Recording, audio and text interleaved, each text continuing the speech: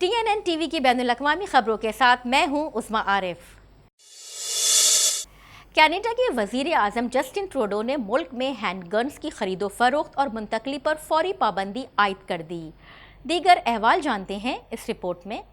Canada में hand guns पर पाबंदी आयद कर दी गई है। कनाडा के वज़ीर आज़म जस्टिन ट्रूडो ने मुल्क में हैंड गन्स की खरीदो फरोख्त और मुंतकली पर फौरी पाबंदी आयद कर दी है। गन कंट्रोल के इकदाम पर कनाडा के कानून साजों के दरमियान जारी इख्तिलाफात में हैंड गन की पाबंदी ताज़ा तरीन है। पार्लियामेंट में कानून साज अब भी एक बिल की मंजूरी पर बहस कर रहे हैं जो मई में मुतारिफ कराया गया था, जो कई दहाइयों में गन कंट्रोल कानून साजी के सबसे मजबूत हिस्सों में से एक होगा। नई हैंडगन को मुंजमद करना एक फौरी कार्रवाई है। ट्रूडो इंतजामिया ने कहा कि ये फैसला बिल के बारे में बातचीत जारी रहने के बाद ले रही है। ट्रूडो का नए इकदामात के हवाले से कहना था कि जब लोग मारे जा रहे हैं, जब लोगों को तकलीफ पहुंचाई जा रही है, जिम्मेदार क़यादत हमसे काम करने का तकाजा करती है।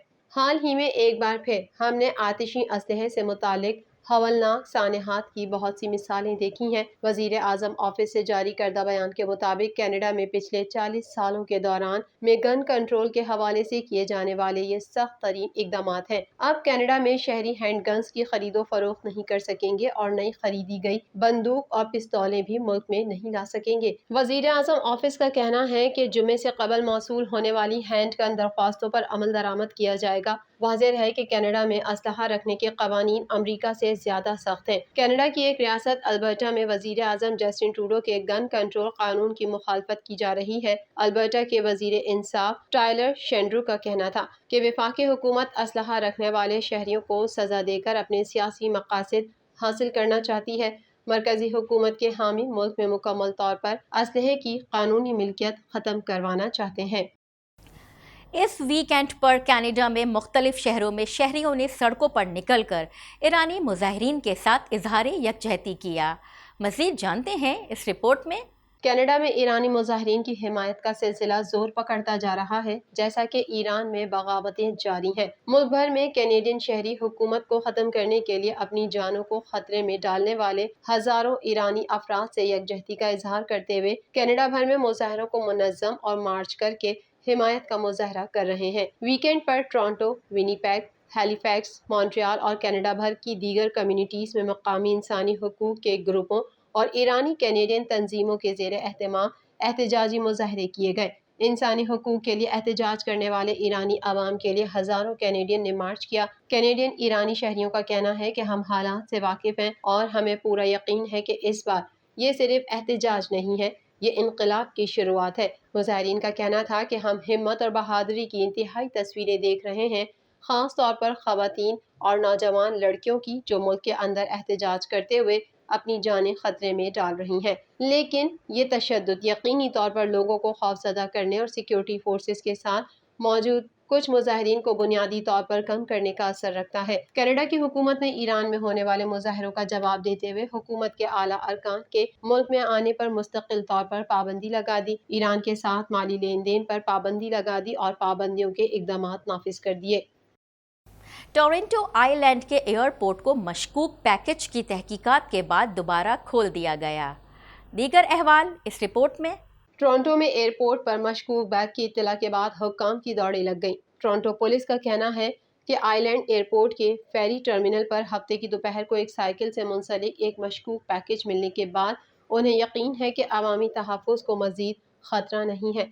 इतवार को जारी करदा एक फॉलो अप न्यूज़ रिलीज में पुलिस ने कहा कि उन्हें यकीन है कि हफ्ते की शाम जो कुछ हुआ वो एक अलग थलग वाक़या है और अवाम के सब्र के लिए उनका शुक्रिया अदा किया। पुलिस का कहना था कि मुमकिना तौर पर धमाका खेज डिवाइस से मुतालिक तहकीकात में वक्त लगता है, क्योंकि अवाम की हिफाजत और अहम इंफ्रास्ट्रक्चर की हिफाजत के लिए बाखबर फैसले किए जाने चाहिए। हफ्ते की शाम टोरंटो पुलिस को बिली बिशप हवाई अड्डे पर एक मशकूक पैकेज की कॉल इत्तला मौसूल हुई, ये जिसमें एमरजेंसी डिस्पोजल यूनिट को बुलाया गया।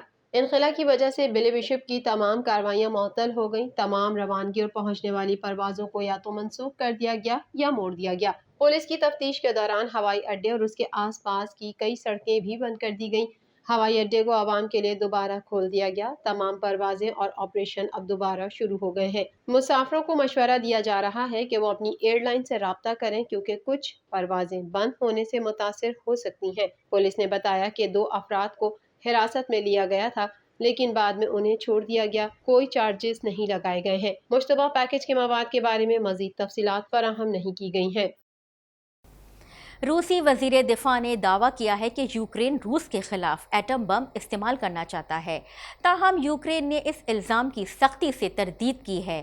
مزید جانتے ہیں اس رپورٹ میں۔ روسی وزیر دفاع نے دعویٰ کیا ہے کہ یوکرین روس کے خلاف ایٹم بم استعمال کرنا چاہتا ہے، تاہم یوکرین نے اس الزام کی سختی سے تردید کی ہے۔ روسی وزیر دفاع نے امریکی وزیر دفاع سے ٹیلی فون پر رابطہ کیا۔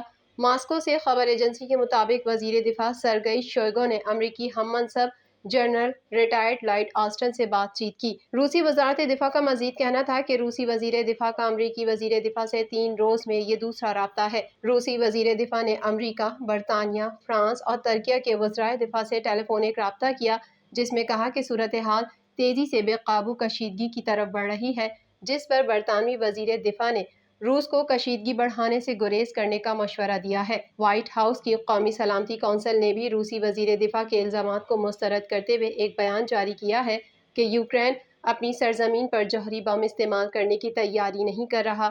دوسری جانب یوکرینی صدر نے روس پر الزام کی تردید کرتے ہوئے کہا ہے کہ اگر کوئی جوہری ہتھیار استعمال کر سکتا ہے تو وہ روس خود ہے اور وہ ایسا برطانیہ کے لیے کر سکتا ہے۔ دوسری جانب روس یوکرین جنگ میں روس کا جانی و مالی نقصان 14,000 فوجیوں، 86 طیاروں، 108 ہیلی کاپٹروں اور 444 ٹینکوں تک پہنچ گیا ہے۔ Ukraine general staff headquarter نے 24 فروری سے 17 مارچ تک روسی فوج کے نقصان کے اعداد و شمار جاری کیے ہیں۔ دوسری جانب روس کا جنگی طیارہ سائبیریا میں گر کر تباہ ہو گیا، طیارے کے دونوں پائلٹس حادثے میں ہلاک ہو گئے۔ غیر ملکی میڈیا کے مطابق روسی فوج کا جنگی طیارہ سائبیریا کے شہر ارکتسک میں گر کر تباہ ہو گیا۔ طیارہ 2 منزلہ عمارت پر گر کر تباہ ہوا، جس کے نتیجے میں دونوں پائلٹس ہلاک ہو گئے۔ روسی حکام کا کہنا ہے کہ طیارہ گرنے سے زمین پر کوئی جانی نقصان نہیں ہوا۔ تباہ ہونے والا طیارہ سخوئی Su-30 جنگی طیارہ تھا جو آزمائشی پرواز پر تھا۔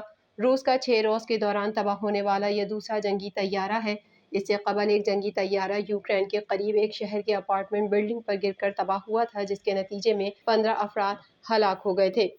جاپان نے 1 سال کے بعد افغانستان میں سفارتی سرگرمیاں دوبارہ شروع کرنے کا فیصلہ کر لیا۔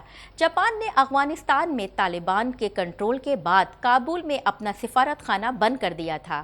مزید جانتے ہیں اس رپورٹ میں۔ جاپان نے 1 سال بعد افغانستان میں سفارتی سرگرمیاں دوبارہ شروع کرنے کا فیصلہ کر لیا۔ جاپان نے افغانستان میں طالبان کے کنٹرول کے بعد کابل میں اپنا سفارت خانہ بند کر دیا تھا۔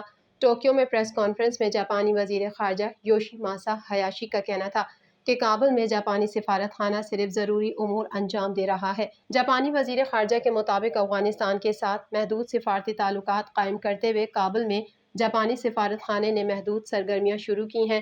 سیکیورٹی وجوہات کی وجہ سے مزید تفصیلات نہیں بتائی جا سکیں۔ کابل میں مکمل سفارتی موجودگی کے بعد دیگر امور پر غور کیا جائے گا۔ شی جن پنگ تیسری بار چین کے صدر منتخب ہو گئے۔ صدر شی جن پنگ مزید 5 سال تک چین کے حکمران رہیں گے۔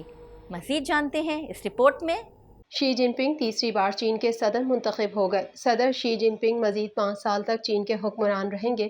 روس کے صدر ولادیمیر پوتن اور شمالی کوریا کے supreme leader Kim Jong Un نے چینی صدر شی جن پنگ کو کمیونسٹ پارٹی کی مرکزی کمیٹی کے مزید 5 سال کے لیے جنرل سیکریٹری منتخب ہونے اور تیسری مدت کے لیے چین کے صدر کا عہدہ سنبھالنے پر مبارکباد پیش کی۔ دوسری جانب چین کے صدر شی جن پنگ نے تقرری کے بعد بیجنگ میں صحافیوں سے گفتگو کرتے ہوئے کہا ہے کہ پارٹی اور عوام کے لیے فرائض کی انجام دہی کے لیے تندہی سے کام کریں گے۔ میڈیا رپورٹ کے مطابق گریٹ ہال میں چینی صدر شی جن پنگ نے نئی ٹیم کے ہمراہ شرکت کی۔ نئی ٹیم میں لی کیانگ، زاؤ لیجی، وانگ ہوننگ، کائی کی، ڈنگ زوئی زیانگ اور لی زی نئی ٹیم کا حصہ ہیں۔ واضح رہے کہ چین میں 2 بار سے زائد صدارت کے عہدے پر پابندی تھی۔ گزشتہ روز نئی ترمیم کے بعد شی جن پنگ کے تیسری بار صدر منتخب ہونے کی راہ ہموار ہو گئی تھی۔ دوسری جانب سماجی رابطے کی ویب سائٹ ٹویٹر پر پاکستانی وزیر اعظم شہباز شریف نے چینی صدر کو تیسری بار صدر منتخب ہونے کی مبارکباد دیتے ہوئے لکھا کہ صدر شی جن پنگ کو تیسری بار سی پی سی کا جنرل سیکریٹری منتخب ہونے پر مبارکباد پیش کرتا ہوں۔ چین کے عوام کی خدمت کے لیے ان کی دانشمندانہ ذمہ داری اور غیر متزلزل لگن کو خراج تحسین پیش کرتا ہوں۔ TNN ٹی وی کے نیوز بلیٹن سے فی الحال اتنا ہی۔ مزید خبروں اور اپڈیٹس کے لیے دیکھتے رہیے TNN ٹی وی۔